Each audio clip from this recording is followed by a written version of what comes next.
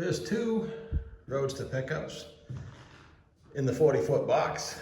Plenty of room to walk down this side. I can back out without falling down. I just use these ramps for now. Gonna build some smoother ones, but these worked for now. Another corner clean, one piece at a time. Hello and welcome back. Sean here, Mountains Garage. In the extension on my garage, first thing I want you to notice is this lung right here. It's a trash bag that 19 years ago I hung over the exhaust fan. The exhaust fan I bought, I believe, at Tractor Supply.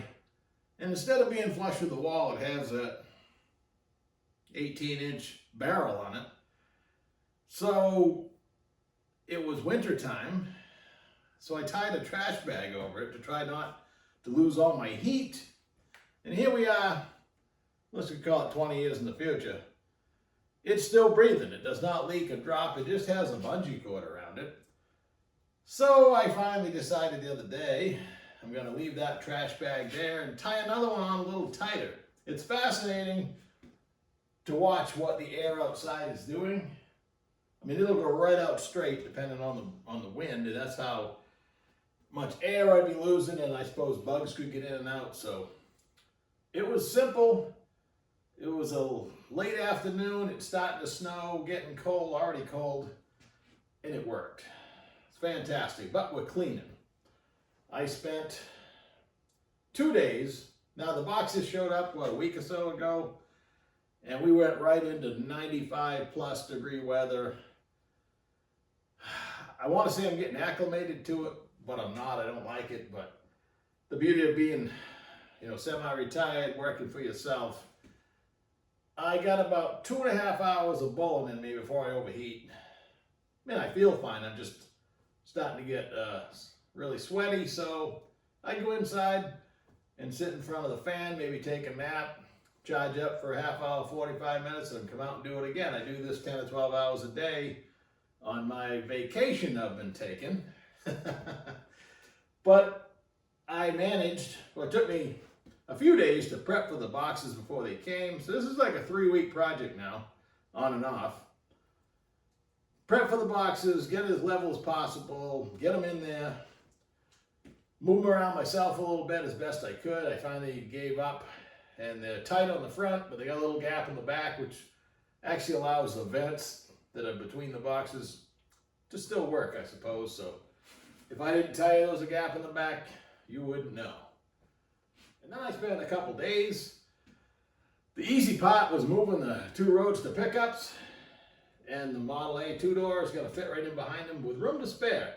What I like about the open wheel stuff is you can put it over against the wall. Actually, the Roadster pickup has fenders that are just narrower than a car, so I can walk easily down the other side.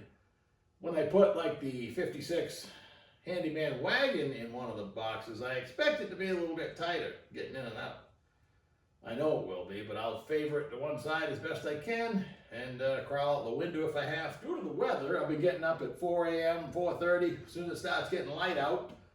And I prep everything in here, because it was all my sheet metal equipment.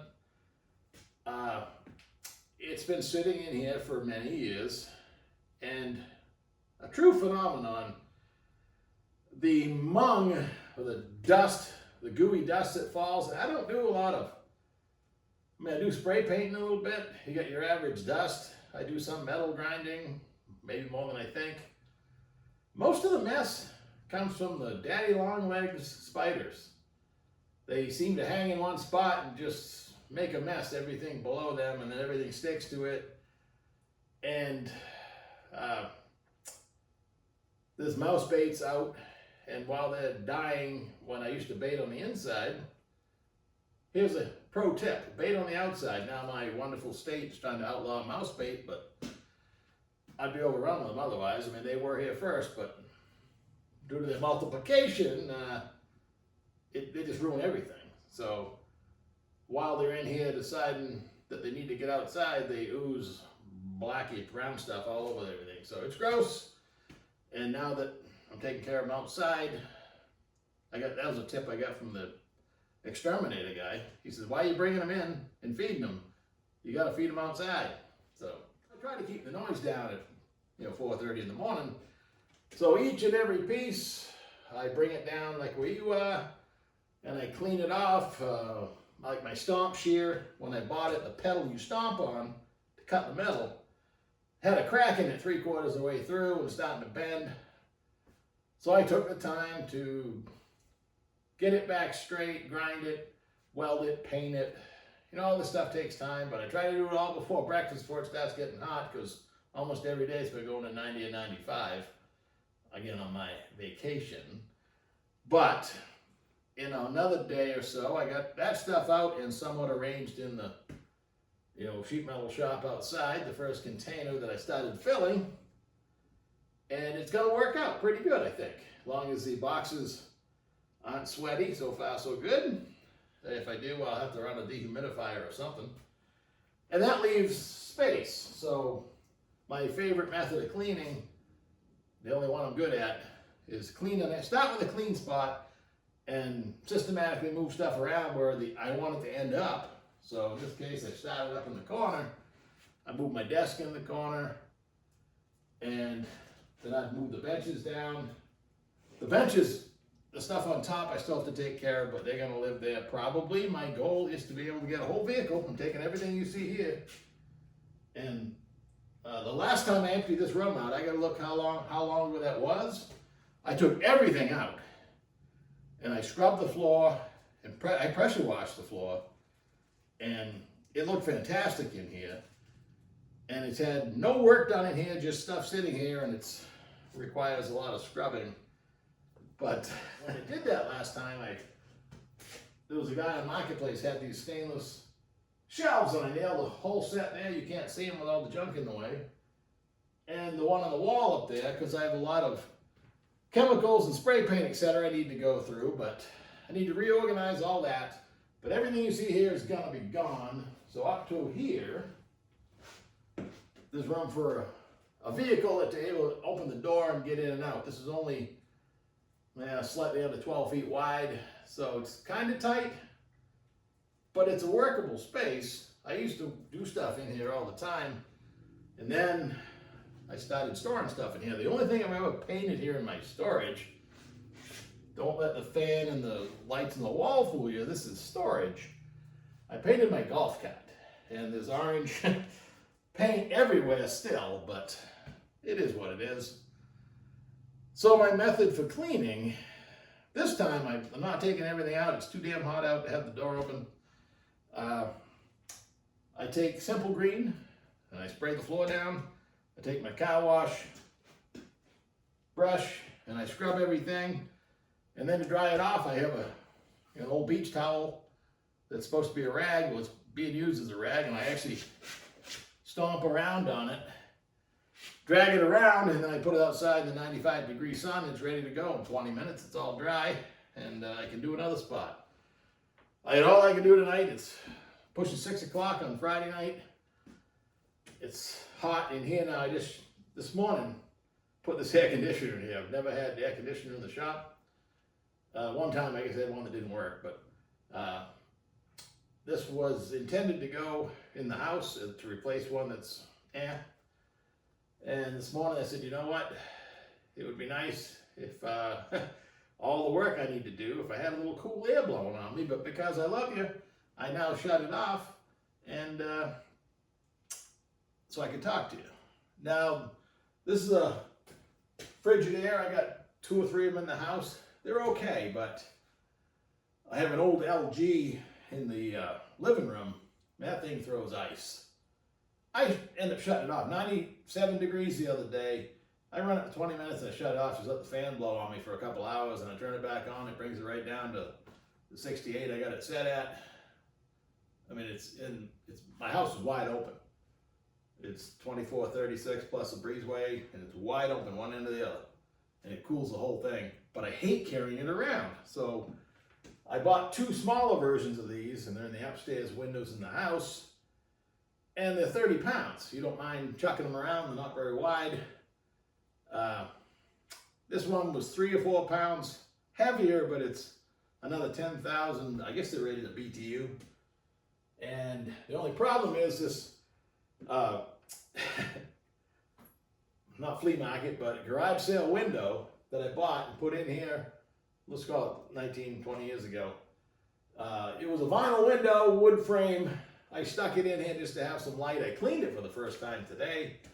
And I had to modify the brand new air conditioner and the way these slide together. And I got her in there. Enough to work. I'm somewhat afraid I still have more stuff than room.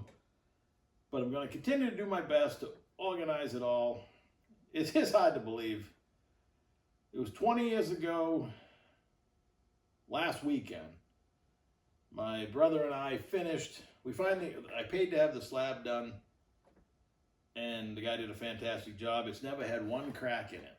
And we're sitting on ledge, which maybe that helps. I know it certainly cools my building down. It's like free air conditioning. Everything's cold, but it also is like a cave in here. But my brother convinced me, well, it didn't take much convincing because I didn't know much about construction, but it makes sense that we dedicated 2 whole weekends, and I worked almost every night. He helped me lay all the blocks, so he did most of the actual measuring and laying. I was the cement mixer, 88 bags of some super heavy duty reinforced stuff. I'm glad I used it because here we are 20 years in the future, a true 20 years, it was 2006. And the cement blocks, which are just from Lowe's, no cracks, nothing has moved. And the 1 row of blocks plus 3 sill plates, we did pressure treated and 2 sill plates, trying to get enough height for a lift, and used 12-foot lumber, 2x6. So my ceilings are plenty high, and it gets it off the ground. I see all these garages being built, these metal buildings, which are buyer beware. If you buy a metal building, you don't have it insulated when it's built, good luck. The pole barns, where they bury the poles in the ground, I guess they must put tar or something on the pressure treated lumber. I hope it's pressure treated, but you got to figure, I'd like to see them 20 years in the future, what they look like. I mean, does the wall break right off because the post rots out? That'd be my luck. So I'm glad I went with a slab and a row of blocks. And it was the following Thanksgiving weekend that we decided to put this extension on. We had the header on for the rafters and everything, and I never finished this end of the garage siding wise. And actually it was at Thanksgiving. My brother said, when are you going to put that extension on? The weather was decent. I said, I'm ready anytime, and we knocked it out in 2 weekends. And we put the garage door in while it was snowing, and at the same time I guess I already put the fan in because I had to close the bag in, like I was telling you, my lung. You can't see it, but it's breathing right now. It keeps me company. But 20 years, I mean, the first, I was pretty well broke by the time I built the building. We got it closed in by Labor Day 2006, and I worked all winter insulating. I bought a lift. I put it up in the way. That was a pain, the first lift, but I was excited to have a lift. Had to work around it, finishing the inside. And if you notice my floor in the big shop, compared to the red floor we have here, this is just, it's bare paint from Home Depot. It's lasted really well here in the extension, because when I painted the white on the walls first before I did the floor, in the big shop, all the powdery stuff fell down. I swept it up and I scraped it. I thought I had it pretty good, but I should have rented a machine, I guess, and buffed all that off, because it didn't allow the floor paint to stick very well. It's just relatively cheap paint. I believe it is oil-based, but out here, I mean, it's wearing off, but compared to in there. And then I saw Jay Leno's shop, and his floor was done like that on purpose, so I guess. But man, you should have seen the big shop. I have pictures somewhere.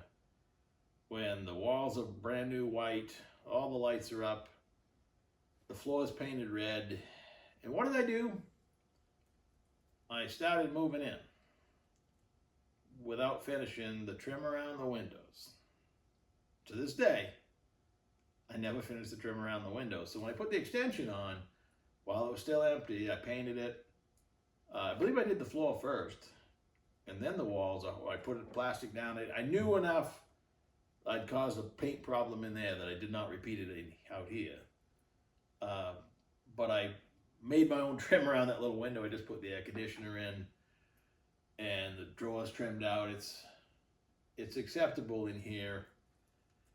I've underused this space other than storage, and I'm hoping finally to get it back. I got to thinking I wanted to add on to my shop, which I still want to, but there's taxes involved in that, no matter where you live, I suppose. So far, the containers, cheat code, you can just put them on the ground. As soon as the guy drives away, they're ready to use. Out of the 7 I have, only one of them makes rain. And I'm going to add more vents to that one, I guess. That was going to become my shed for garden stuff. And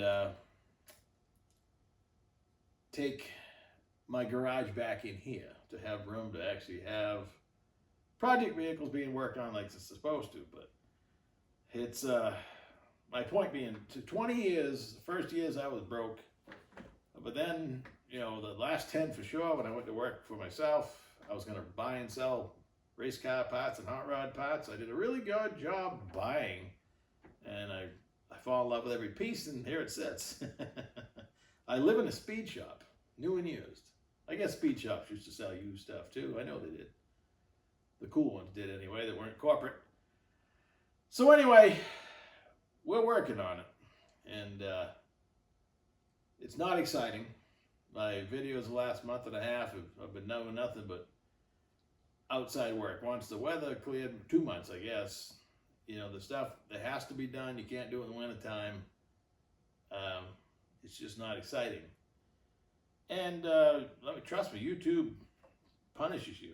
When I hit 15,000 subscribers, thank you. It's not a huge number, but it's okay. The algorithm, I don't totally understand it. Nobody does, but man, even my modest channel for the first, how many years I've been doing it, 6 or 7 or 8, I lost track. They give you analytics on every video by the hour once you publish it, and monthly, yearly, etc. And as soon as you open the pages, up arrows and down arrows. How's your performance? And I was always in the 4 criteria boxes, always in the green up arrow. I hit 15,000 beginning of the springtime sometime. Nope, I am down arrow all the time. So a lot of it's my fault, just no time or inclination, or I still like making videos, and I've got lots of great ideas to make more. And again, thanks for sticking with me, and we're going to continue on doing it until such time we don't. Have a great Friday evening. Thanks for listening to this talkie, as they say.